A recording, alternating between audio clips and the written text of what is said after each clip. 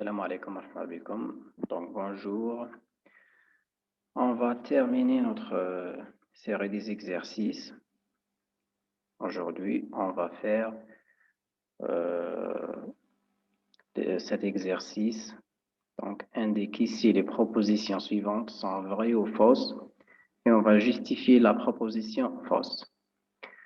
Les divers arrangements bactériens, chaînettes, grappes, tétrades, sont les résultats de l'association de cellules entre elles grâce à des pontages intermédiaires.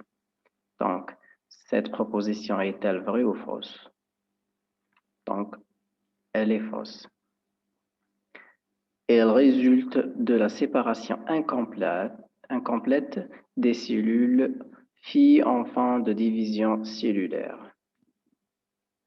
Proposition suivante. Les acides thécoïques sont des composants caractéristiques de la paroi des bactéries à gram positif. Est-ce que c'est vrai ou faux? C'est vrai. Le terme unipore désigne un type de transport actif dans une seule direction. Donc, c'est une proposition qui est fausse parce qu'il désigne le fait qu'une seule substance est transportée à la fois. Le lysozyme a pour spécificité de rompre les liaisons bêta-1,4 du peptidoglycane. La vidéo précédente, c'est quoi un lysozyme?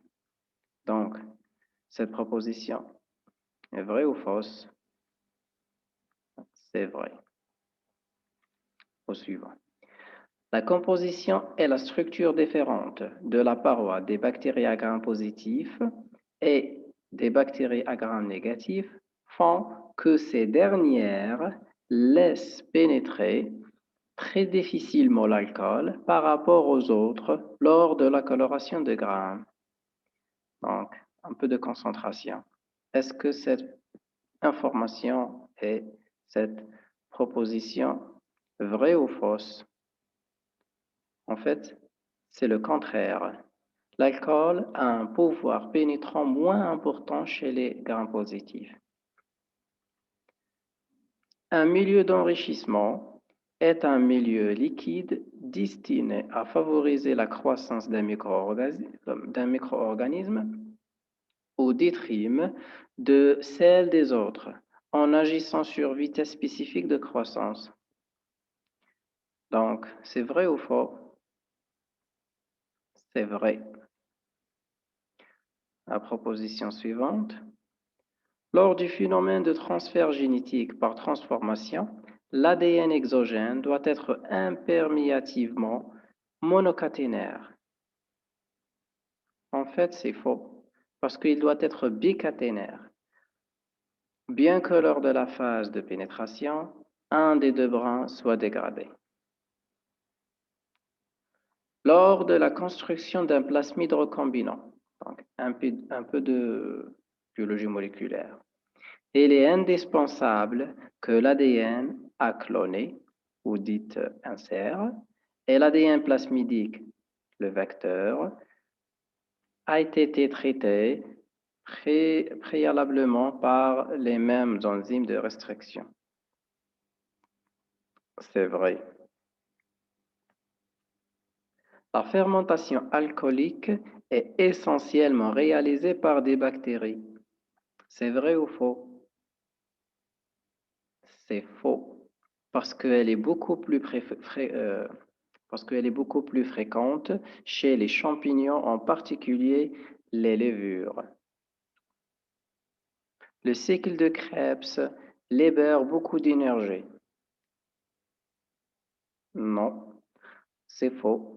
Il y a qu'un GTP directement libéré.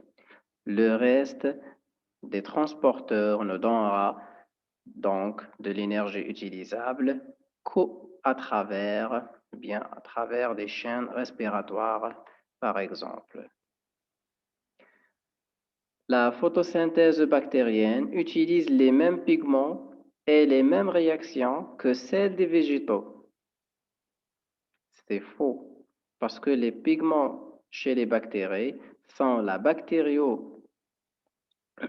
pardon, c'est la bactériochlorophylle ou la bactériorhodopsine. De plus, il n'y a jamais photolyse de l'eau avec production d'oxygène.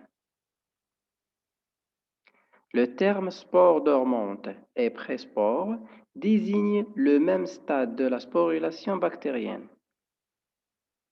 Non, le terme préspore désigne le stade où le sétome transversal a conduit à une future spore individualisée à l'intérieur de la cellule végétative, alors que l'expression spore dormante désigne lui la spore terminée, libérée avec un métabolisme ou ralenti.